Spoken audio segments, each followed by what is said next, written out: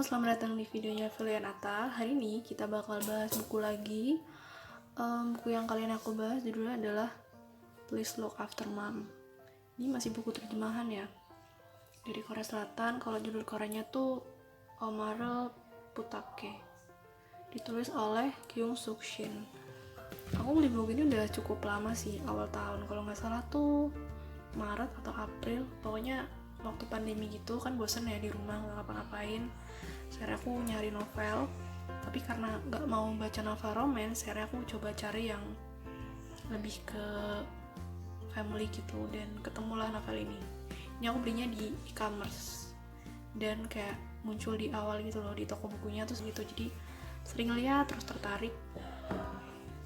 Covernya juga bagus sih, ini kayak mengingatkan aku sama buku-buku di zaman Joseon gitu loh. Di zaman Joseon kan bukunya pakai benang gitu ya, nah ini mengingatkan gue sama itu ya. Bukunya kayak gini. Kalau dari samping, nah ini ada judulnya dan ada penulisnya, terus di belakang ada ringkasannya. Nah jadi buku ini tuh ceritanya tentang seorang ibu yang hilang. Hanya ada 5 bab ya, bab terakhir tuh epilog. Jadi ini bukunya tuh babnya sedikit kayak Almond gitu, Almond kan juga cuma 6 bab ya. Nah inti dari buku itu sebenarnya adalah ibu mereka hilang.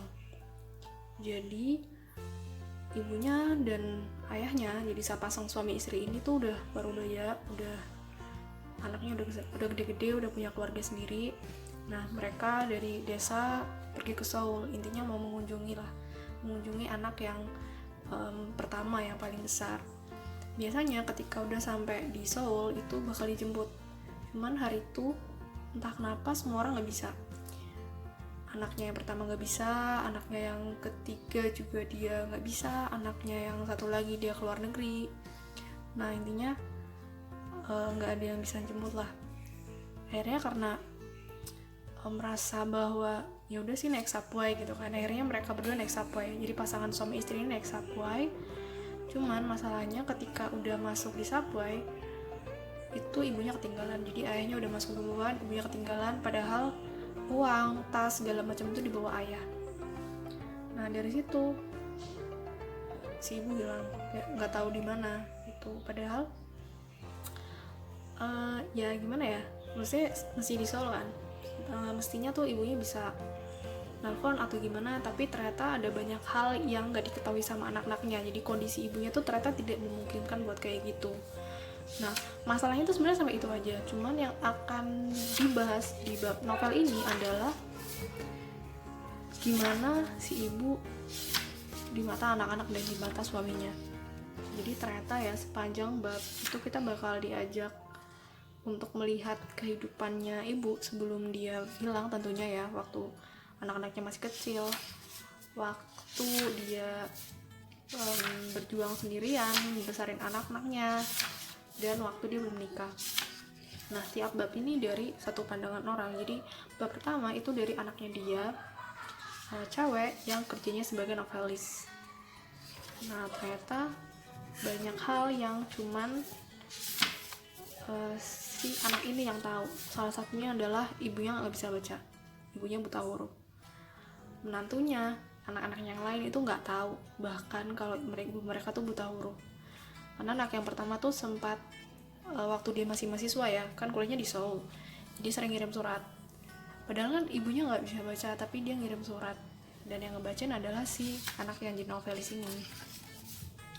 Terus soal ibunya sakit itu juga nggak ada yang tahu, cuman dia aja yang tahu.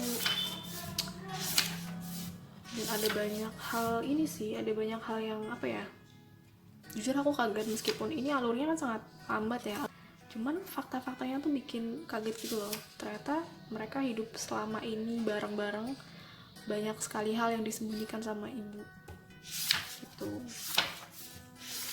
Terus ada yang, kalau bab kedua itu tentang anak yang pertama. Jadi anak pertama ini ibaratnya kayak harapannya. Gak tau ya, kalau di Korea itu kayak anak pertama tuh jadi sesuatu yang apalagi kalau anak pertama itu cowok, biasanya bakal kelihatan gitu loh bedanya perlakuannya. Cuman ini bakal dijelasin sih kenapa ibu itu dia memperlakukan anak pertama itu dengan berbeda. Istilahnya dia sangat berharap kalau anak pertama itu jadi gerbang dia untuk bisa keluar dari penderitaan gitulah. Dan ada juga yang dari sudut pandang suaminya. Di sini tuh ini yang paling mind blow sih. Ini adalah saat dimana flashback si suami ya, dari pertama kali dia kenal istrinya sampai akhirnya meninggal gitu. Istrinya kok meninggal sih, istrinya tuh pergi nggak tahu kemana, hilang lah. Jadi dulunya itu mereka nikahnya bukan karena cinta sih. Zamannya si ibu ini masih muda itu kan waktu perang Korea Selatan dan Korea Utara tuh lagi perang. Jadi anak-anak cewek yang udah balik tuh kayak langsung dinikah-nikahkan gitu karena takut bakal dibawa sama tentara Korea Utara.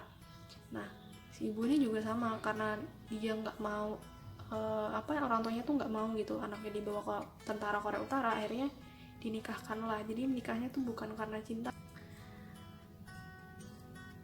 Nah di sini tuh akan lebih banyak yang paling main blow sih ini sih, jujur kalau menurut aku ya bab 3 itu main blow banget karena ternyata penderitaannya si ibu itu gila sih.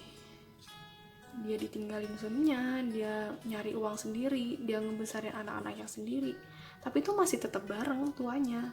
Paham gak sih? Kayak kok bisa gitu? Gak habis pikir sih. Kenapa mudah banget memaafkan dosa masa lalu. Aduh, ini ada perempuan lain juga. Ya intinya tuh sebenarnya masalah ibunya hilang dan pencarian ibunya tuh nggak terlalu banyak. Yang lebih banyak dibahas tuh adalah flashbacknya, gimana ibu dikenang sama orang-orang ini, orang-orang yang awalnya tuh mengira mereka udah kenal banget sama ibu, tapi ternyata pas waktu ibunya udah menghilang baru ketahuan kayak lah ternyata ibu selama ini, kayak gitu. Nah namanya tuh Park Sonyo, ibunya ya, yang menghilang tuh namanya Park Sonyo. Ini tuh realitas banget sih, membahas realitas dan tipikal-tipikal keluarga di Korea. Kenapa aku bilang kayak gini? Karena ini tuh mengingatkan aku sama salah satu film judulnya Mother. Gak sama persis sih ceritanya, cuman intinya adalah kayak pengorbanan ibu tuh kayak sangat-sangat besar buat anak-anaknya. Mereka tuh gak peduli mau kelihatan lusuh, mau kelihatan apa, yang penting tuh anaknya bisa apapun gitulah, mau diberikan semuanya lah buat anaknya. Ya ini, ibu Park Sonyo juga kayak gini. Ya gitu sih. Gitu ringkasan dari Please Look After Mom. Ini buku yang membahas tentang ibu dan buku yang cukup healing ya, healing banget. Waktu kemarin pandemi bingung mau ngapain, keputusan yang lumayan tepat sih baca buku ini.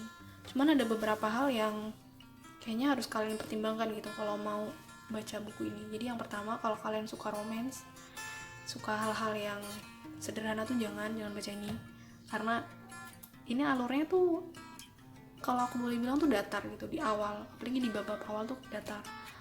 Aku kira ya bagian pencarian ibunya tuh bakal lebih diangkat gitu, gimana perjuangannya nyari dan sampai kapan gitu nyarinya tuh bakalan diangkat. Ternyata nggak terlalu. Terus aku kira juga ya bakal lebih bahas tentang itunya sih, ternyata ini flashback. Sebenarnya di sinopsisnya juga udah dijelasin sih, novel itu lebih ke mengenangnya gitu ya. Cuma ya tadi aku kira tuh masa sekarangnya tuh bakalan juga dijelaskan di novel, ternyata nggak banyak. Tapi di bab 3 waktu kita udah sampai di sudut pandangnya si ayah, itu yang bener-bener bikin nangis. Jujur aku nangis di bab 3 karena kok ada gitu wanita kayak gini, maksudnya yang udah disakitin kayak gitu tapi tetap mau ngerawat si suaminya, tetap mau baik ke suaminya, tuh kan kayak aduh nggak bisa dibayangin sih, kayak aduh kok bisa sih. Soalnya banyak hal kayak gitu tuh terjadi di sekitar kita kan, dan wajar-wajar aja, cuman aku nggak habis pikir sih sama itu. Dan waktu dia di pokoknya bab akhir tuh aku mulai baca dengan giat gitu. Kalau di bab awal jujur aku ngerasa agak bosen, apalagi ini terjemahan tuh kan bahasanya lebih kaku dibandingkan novel Indonesia asli, dan terlalu banyak ya tipikal novel terjemahan biasa lah kan. Deskripsinya banyak, misal menjelaskan lingkungannya, menjelaskan suasananya, itu kan banyak ya, jadi kadang tuh ngantuk. Jujur banget aku. Tapi di luar itu ya, kalau kalian suka sama novel terjemahan, suka sama hal-hal yang di luar romance, karena ini nggak ada romansnya, bener-bener nggak ada, ini layak banget dibaca sih. Tentang ibu, tentang keluarga, tentang latar belakang Korea, tentang latar belakangnya Korea. Dan ini